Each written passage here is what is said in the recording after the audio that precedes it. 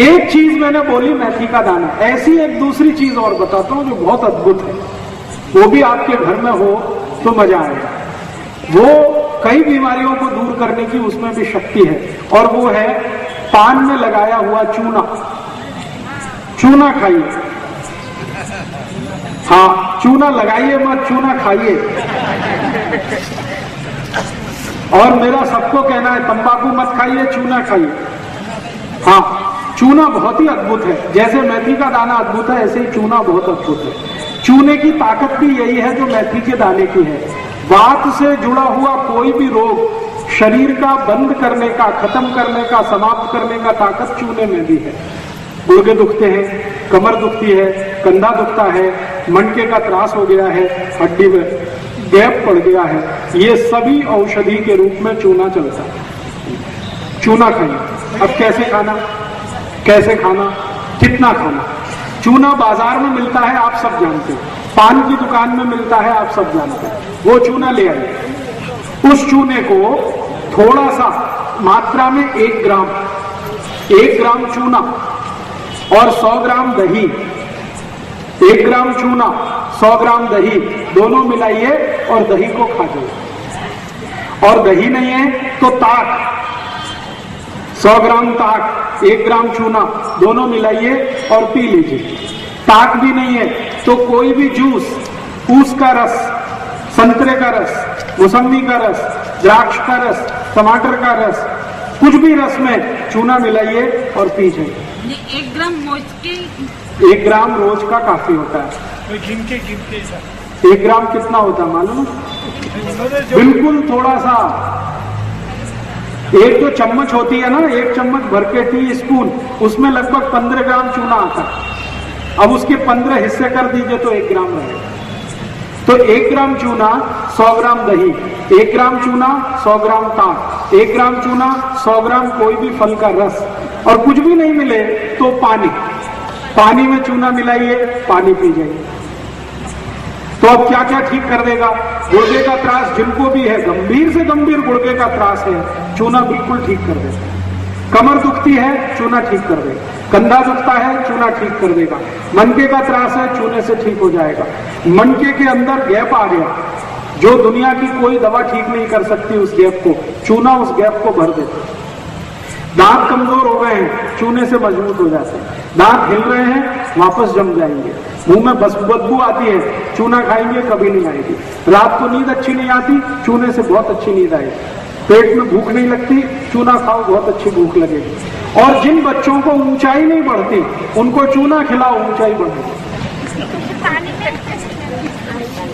जो भी बच्चे आपको ऐसा लगता है कि इनकी ऊंचाई नहीं बढ़ रही है, बढ़नी चाहिए, उनकी आयु भी ऊंची है, बाबा भी ऊंचे हैं, लेकिन बच्चे छोटे हैं, उनको जरूर चूना खिलाएं। कैसे खिलाएं? तरीका मैंने बता दिया, दही में मिला के, ताक में मिला के, जूस में मिला के। कितने दिन? जिनकी ऊंच बढ़ानी है उनको लगभग 1 साल चूना खाना पड़ेगा। हाँ, रोज 1 ग्राम 1 साल तक, सुबह खाली पेट। और एक गंभीर बीमारी है जो बच्चों को अक्सर होती है।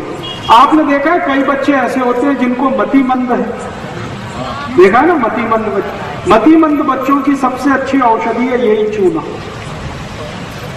जिन बच्चों को मतिमंदता है उनको चूना खिलाइए, दही में डाल के, ताक में मिला के, 1 बरस सतत खिला दीजिए, 1 साल, मतिमंदता बिल्कुल दूर हो जाए। और एक बीमारी जिसका नाम है जॉन्डिस, काविड, पीलिया, हेपेटाइटिस, ये चारों एक ही बीमारी के नाम है। जिनको भी जॉन्डिस है, पीलिया है, काविड है, हेपेटाइटिस है, उनको भी चूना खिलाइए, लेकिन ऊस के रस में। उनको दही में मत खिलाना कभी भी।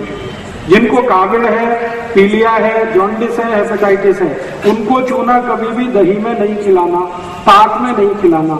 उनको ऊस के रस में चूना मिला के ऊस का रस पिलाना, तो 10 दिन में ही काविड ठीक होता है।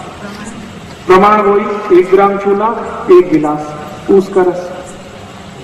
और सबसे दुनिया की खराब बीमारी जिसको कोई डॉक्टर ठीक नहीं कर पाता, उस बीमारी का नाम है लीवर सिरोसिस, लीवर का खराब हो जाना, इतना खराब हो जाना कि खत्म होने की स्थिति में आए, उस बीमारी को भी ठीक करने की ताकत इस चूने में है। चूना खिलाइए उनको। वही तरीका मैंने बता दिया उसके रस में। हाँ, जिनको भी लीवर का त्रास है, लीवर का त्रास जॉन्डिस में होता है, काविड़ में होता है, पीलिया में होता है, सिरोसिस में होता है, इन सबको चूना खिलाना है उसके रस में। उसका रस सुबह सुबह कहाँ से मिलेगा? नहीं मिलेगा तो एक दिन पहले ला के रख लीजिए। हाँ, और कुछ भी नहीं मिलेगा किसी भी कारण से तो पानी में मिला के दे दीजिए।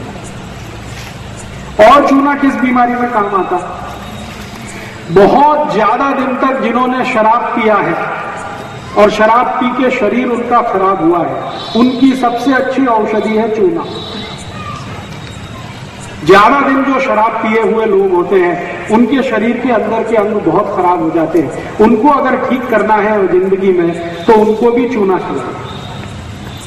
शराबी लोगों की सबसे अच्छी औषध है चूना। कितने दिन? लगभग 4 महीने।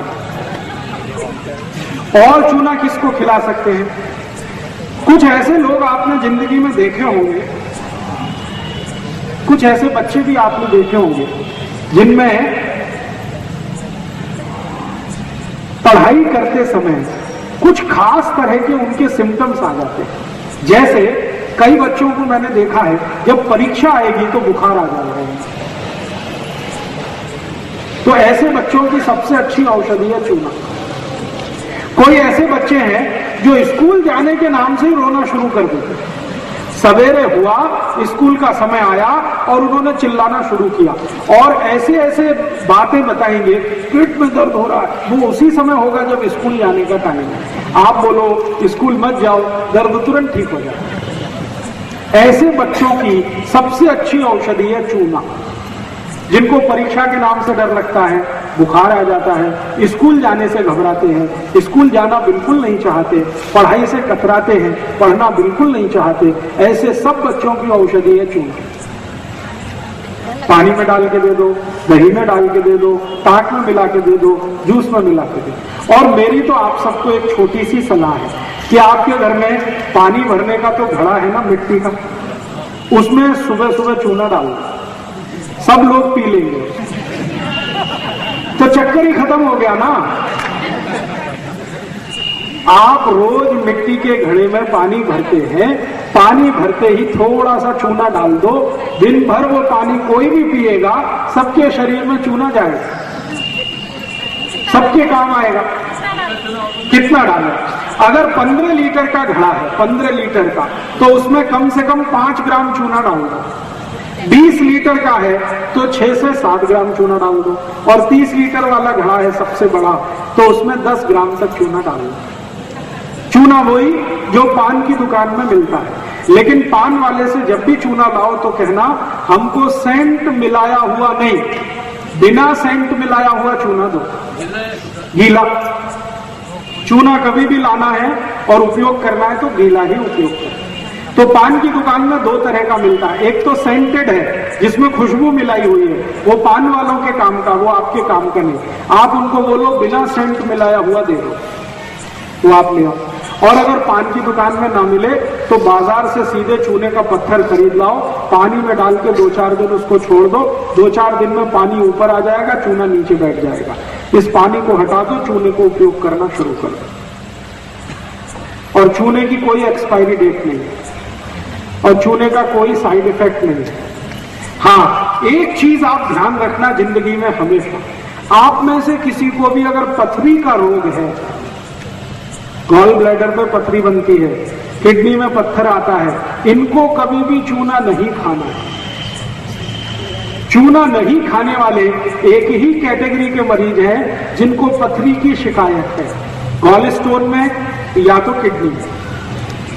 पथरी अगर बन रही है या पथरी बनी हुई है या आपके शरीर को बार बार पथरी होने की शिकायत है, ऐसे कोई भी लोग चूना ना खाएं, नहीं तो तकलीफ बहुत बढ़ जाएगी।